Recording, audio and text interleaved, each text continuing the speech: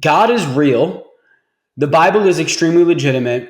And Jesus Christ is who he says he was, or is who he says he is. Hi, I'm Justin Buonomo, and this is Wisdom is Wealth. Wisdom is Wealth is designed to give you guys practical insights, modern strategies, and even timeless philosophies around gaining wisdom in your life. The wiser we get, the wealthier we will become. This podcast really is inspired by the book of Proverbs in the Bible, which was written by King Solomon, who prayed to God for wisdom and as a byproduct became the wealthiest person to ever live. If he was still alive today in present day, he'd be worth $1.3 trillion with a T. Not because he prayed for wealth, but he prayed to God to give him wisdom. And as he grew wiser, as a byproduct, he grew wealthier, particularly financially, but not just stopping there, in every facet of his life. And in my own life, I have realized that the wealthier I become, it's truthfully just because I have become wiser in life. I'm gonna bring on guests that are incredibly successful, incredibly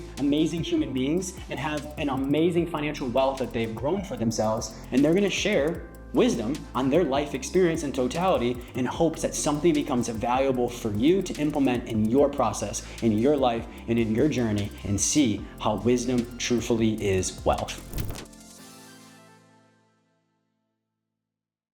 Welcome back to another episode of Wisdom is Wealth. I'm particularly excited about this one because this might be my most important episode, at least to me, because this is about my faith journey or my walk with God. And man, has it been an interesting and unique one, like all of ours are.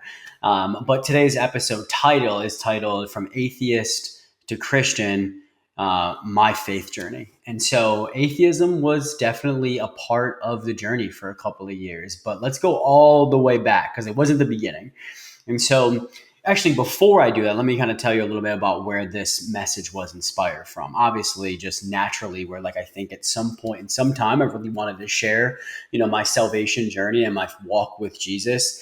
And I'm sure I'll share, in the future as it continues to grow. But I've recently had an incredible opportunity where I have been invited back to the college where I played college lacrosse at to coach this fall during the fall season. And a couple of years ago, I introduced my pastor, Pastor Luke, to one of the players at Stevenson University. That's where I went. And introduced them. And they basically, as a part of that introduction, they started a Bible study on Monday nights with some of the lacrosse players and Pastor Luke. And so they had been doing that for a couple of years. And Pastor Luke, maybe about a month or so ago, let me know that he wasn't going to be able to continue that just because of some changes in his calendar and some other commitments that he had. And so immediately I knew God was calling me to continue that with the boys. And so this past Monday night, which was last night as I'm shooting this episode, we had our first session together, and I had everyone kind of just basically go around, no judgment, safe zone, share your walk with Jesus, share your story, where you stand with your faith right now. And I went last and shared mine. And at the end of it, I was like, man, I should probably create that as a podcast episode. And so I'm just coming off of a really awesome experience, being able to share my testimony. And 10 years ago, when I graduated Stevenson, if you told me I would be back in 10 years teaching Bible study to the lacrosse players, I would tell you that you're crazy.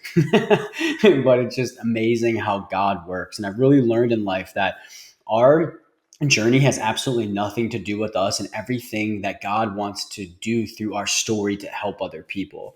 And so I hope that my story, my faith journey, helps you in some way or some way possible and brings you closer to God in the process. And so dating all the way back, I'm originally from upstate New York, Rochester, New York, which I'm sure a lot of you know. And I grew up in a household that did not know God.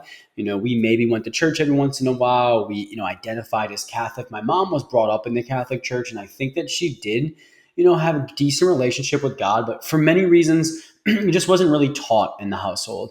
As after my parents split up, I stayed with my dad, and the character of God, who Jesus was definitely not taught and definitely not displayed. And I think I had a very distorted view of God and barely a relationship with him at all. Definitely nowhere near a genuine, authentic, and fruitful one for sure. And so fast forward through college, kind of the same thing. And then after college, particularly after grad school, 23, 24 years old, I moved downtown Baltimore, and I had a couple of roommates. And one of my roommates at the time, very smart girl, really looked up to her and respected her for many reasons. She's was a nurse practitioner at the time. As mentioned, very, very smart girl. And we had a good relationship. And thankfully, this woman has found her way back to God. And she's just an incredible human being. And so I mean nothing, no shade, nothing wrong, as I mentioned this part of my journey, but it is a true part of my journey. And when I moved in with her, again, respected her a lot. We spent a lot of time together, and she was an atheist at the time. And she had introduced me to a lot of some of the biggest atheists out there, like their work. I think their names are Richard Dawkins, Lance Cross, or Cruz. Don't know exactly how to pronounce his last name.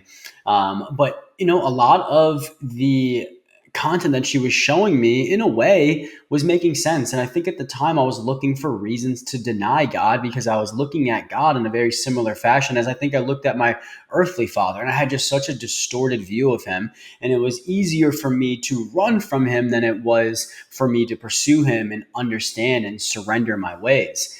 And so I was looking for any excuse to deny him. I'm like, oh, this stuff sounds good enough. And at the time, I had a really strong science background. In undergrad, I studied nursing and pre-med. And so I was very science-based. And so I think atheism, a lot of times, I think compliments people that have a science mind, if you will, or at least attracts them.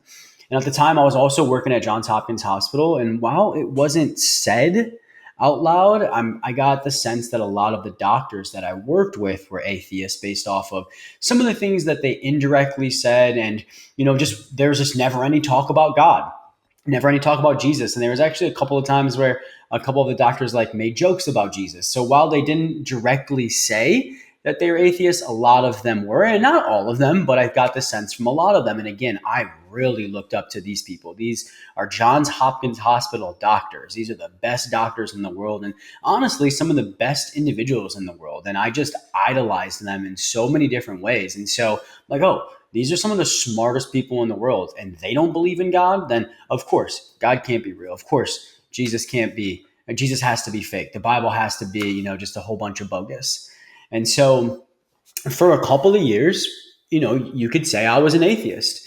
I would push back when people would talk about God. I just would get angry for no reason when the topic came up. And for some reason, atheists, they just get angry. It has nothing to do with God. It's everything to do with something that happened to them here in this world, right? From people. Maybe the church hurt, but a lot of people don't realize that the church is run by people, and people even rejected, let alone killed Jesus, right? And so maybe a topic for a different podcast. But anyways, I would always get into arguments with people or push back and be rude and just try to push people's buttons for a couple of years while I was an atheist. And obviously I'm not proud of that, but a big part of my testimony. And so fast forward to about 25, 26 years old, I had, we'll say, 4 really important and impactful people enter my life who really played a massive role in bringing me to God. And I had 2 best friends, Chad and Kayla at the time, and they loved Jesus, right? And they were very patient with me. They were very kind with me, and they would pray for me all the time. And I remember, when I first came to Jesus a couple of years later, Kayla said to me, she said, when I first met you, I told Chad that if Justin gives his life to God, oh my gosh, he's going to do great work through him. And that always stuck with me. And so they were just always patient with me. And the thing that they always said was just come and see. Just come and see. Meaning just cool. We understand where you're at. We're not judging you, but stay open-minded. Just come and see. And so that come and see advice was awesome. And then a couple of other people. One, my girlfriend at the time, who was an awesome human being and came from a really strong, beautiful Christian family. I don't think that she knew where I stood on my faith when we first started dating. And a couple of months into our relationship, we had been out downtown Baltimore drinking a little bit, right? We come back and it's just me and her at my townhouse, and we're sitting at the island in my kitchen. And I don't remember exactly how the topic came up, but I remember basically saying to her, I'm not sure what I believe in, but I don't think it's God and I don't think it's Jesus. And her face dropped.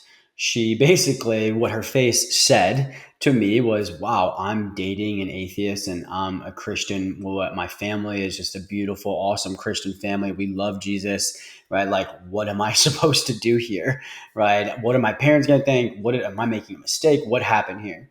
And, that's within a couple of seconds. I saw that on her face. But the words that came out of her mouth were much different. And I believe that came from her heart, which was a fruit of having a beautiful relationship with Jesus. And she said, that's okay. I still love you. All I ask is that you stay open minded and you come and see. And whether I knew it or not in that moment, that was one of the first times I ever experienced Jesus, was in the way that she responded to me in such a Christ-like manner, despite this borderline devastating news that I just hit her with. And we had a couple of drinks, so she could have had a good excuse to hit me with some backlash or some tongue, and God just spoke right through her. And that was monumental for me. And then I had another one of those experiences with one of my best friends, Nick.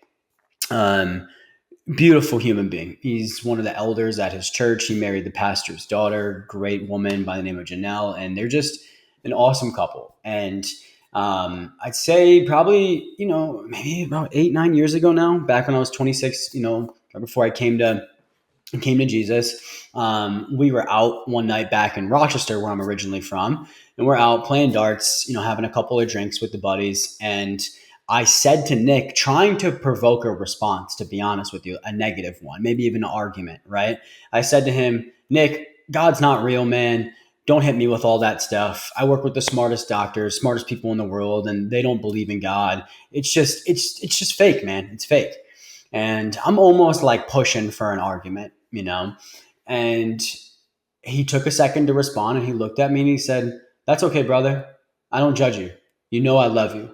All I ask is you just stay open-minded and you come and see. And I'm not making it up when I say all of these people said that, right? All these people said that. And I experienced, again, Jesus for one of the first times, right? Whether I knew it or not at that time, that was one of the first times I experienced Jesus through that patience, through the grace, through the mercy, through the unconditional love that they all offer me. And thankfully, they stayed patient with me, right? They kept shepherding me and bringing me to church, answering questions. And ultimately, I ended up giving my life to Jesus Easter morning of 2019 at Nick's father-in-law's church. We were there. I was out all night, barely even slept. But Nick was adamant about picking me up for church that next day, picked me up, and we go in. And the pastor, who was his father-in-law, said, anybody that wants to give their life to Jesus, come forward. Come to the front of the room. We have a gift for you. And nobody moved at first. And I was just like, you know what? I got to do this. So I got up, I walked up. And after I walked up, tens and tens of more people walked up behind me, which was just so beautiful to see. And one of the employees at the church took me into the back room with him, and he gave me this little book of John, which is one of the Gospels in the Bible. And it was just a little paper book. And on the inside of it, he wrote, son, I need 100% of you. 99.5% won't do. And he signed to Jesus Christ. And I still have that book till this day. And so what really helped push me over the edge, going back a little bit before this Easter, right, was my friend at the time, who knew about my walk with Christ and where I was at, knew that like I was a very scientific person at the time, very data driven, very factual, very objective, black and white. And so she gifted me a book called Case for Christ. And so Case for Christ was written back in the 70s by an individual by the name of Lee Strobel. And so this man had a law degree from Yale, and he had been a journalist for the Chicago Tribune at the time, and was for a long time.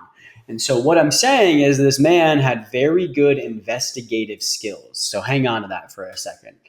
All right. And so they were out to dinner one night back in the 70s, and the movie and the book tell a little bit of a different story, but the book's a heck of a lot better, which I'll get to, but the movie's still great. The movie shows a scene basically where they're out to dinner and the daughter starts to choke. A woman gets up that's a stranger from a different table and basically saves the daughter's life by performing the Heimlich maneuver. Lee says to this woman, thank you so much for saving our daughter's life. We can't thank you enough. And the woman looked him in his eyes and said, don't thank me, thank God. He's the reason why I'm here today. And so Lee at the time is a massive atheist. right? Does not believe in God, very combative around it, has no relationship with God, and doesn't think that it's real at all, and is very against it. And so what ends up happening as a result of this occurrence is his wife was curious. And so she sought this woman out that saved the daughter's life and started asking questions about God and started going to church with this woman.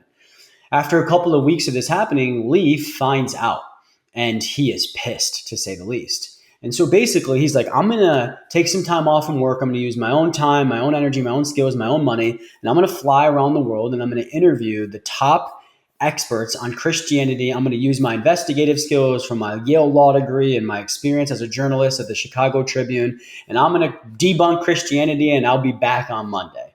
That's basically what he thought he was going to do. He thought he was going to fly around the world, interview the top experts, interrogate them basically, and debunk and prove Christianity wrong. And so by the time he got back from this trip, I think he had interviewed upward of 14 experts. And he said it would take him, after this experience, more faith to not believe in Jesus than it would to believe in Jesus after what he found. And that is the last thing he wanted to admit. Basically, he said he believes in Jesus Christ now, full blown, based on what he found in these interviews and what he was experiencing through them. And in this book, these experts that he interviewed, they gave some incredible facts that I want to share with you. That basically shows that God is real, the Bible is extremely legitimate, and Jesus Christ is who he says he was, or is who he says he is. And so there's so many facts, but I'm going to share 3, maybe 4 with you here that really convinced me and gave me the data that I needed, the historical information, the factual information to really back a lot of these claims about God, the Bible, and Jesus. And so the first one is the Bible is broken up into 2 books. Number 1 being the Old Testament, which was before Jesus was alive, and number 2 being the New Testament, which was after Jesus was born and crucified and resurrected, basically before Jesus, after Jesus. And when I say 2 books, it's actually 66 total books, the entire Bible, but it's broken up into 2 sections would be a better way to put it. The Old Testament and the New Testament. And so in the Old Testament, there was these things called messianic prophecies, which basically said that when the Messiah or Jesus, God incarnate, God as a human, comes to this earth, they will fulfill these 300 prophecies. I guess another word or phrase for prophecy would be characteristics, right? And so the Messiah, when they came to earth, we would know it was him because he would fulfill all 300 of these prophecies or have all of these characteristics. And some of them, like most of them, you couldn't fake or stage. Like one of them being born from a virgin, right? Another one from the specific town he came from. Another one was, I think, like being robbed for like 30 pieces of silver from an individual, right? You just couldn't make these things up. Let alone all of them and fulfill all of them by chance or by scheme. And so this stat rocked my world. And so it said that the odds of somebody coming to this earth and fulfilling 50 of the 300 messianic prophecies are the same odds that if somebody was to line the entire state of Texas, the floor of the entire state of Texas, which is like the biggest state in the United States, I'm pretty sure, right? Line the entire floor of the state of Texas with 2 layers of quarters, and you paint one of them red on the other side and flip it over. And you send somebody out and you give them one chance to flip that quarter over that's painted red on the other side, right? So think about this. The entire state of Texas layered with 2 layers of quarters and only one of them is painted red on the other side. And you're like, all right, Justin, go out. You have one chance to find that quarter, flip that one red quarter over. The odds of somebody doing that is the same odds of somebody coming to this earth and fulfilling 50 of the 300 messianic prophecies. Jesus Christ fulfilled all 300. The odds of that is literally impossible, and it's called Jesus math. And so that gives me the chills even saying it. That really, really rocked my world. So then people are like, whoa, what about this Bible thing that even has the prophecies in there in the first place? That can't be legitimate. They've taken books out, this reason, that reason. How is that legitimate? So let's talk through how historical literature is put through particular tests to prove the legitimacy of the book or the literature. One of the main tests is How many copies have been found of this book or this piece of literature that say the same exact thing? The more copies that are found that say the same thing, the more legitimate the literature or the book is. And so there's a piece of literature or a book called the Iliad that people are just 100% convinced is 100% factual. People consider this book or this piece of literature 100% factual. And there have been 650 copies found that have been translated in different languages and even the same languages. They all say the same thing. Okay, 650 copies of this thing found to say the same thing, even in different languages, different parts of the world. Of course, this has got to be real, right? So that's the second most found versions of a book, right? Or a piece of literature. So it's like 650 versions of the Iliad have been found to say the same thing. That's the second piece of literature with the most copies found. The first, you guessed it, the Bible. And it's in first by a landslide. There has been 24,000 versions of the Bible found all throughout the world in different countries and different languages, all translated to say the same thing. And people still question the validity of it, but we count the Iliad as 100% valid because there's been 650 copies found, let alone 24,000. So what I'm trying to tell you is the Bible is extremely legitimate, and not even just that test, but every other test that literature has to go through to prove its legitimacy, it has passed with flying colors. And so that's the second thing. Last thing here is just like, oh, well, what about Jesus though? Like maybe he just was a smart teacher, right? Maybe he just was a prophet, right? Was he really God incarnate? So let me give you an example here, right? There's really only two options of who Jesus was. Throughout the entire New Testament, he makes close to 20 divinity claims, basically saying he is God. He doesn't directly come out many times, if at all, and just like say, I am God, but pretty darn close. Like there's a lot of things that he says that someone should only say if they're God or if they're claiming to have godly powers. And so he basically claims to be God multiple different ways, almost 20 times throughout the New Testament.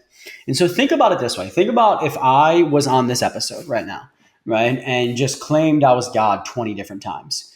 You would probably find the contact information for my wife and reach out to her and say, hey, Lauren, I know you love your husband. We love him too, but there's something wrong. We got to get him in the loony bin, man. This dude is literally claiming to be God on his podcast. Think about that, right? Wouldn't you do that? Wouldn't you be massively concerned? You'd think I was a lunatic, right? And so that leaves us only two options for who Jesus was.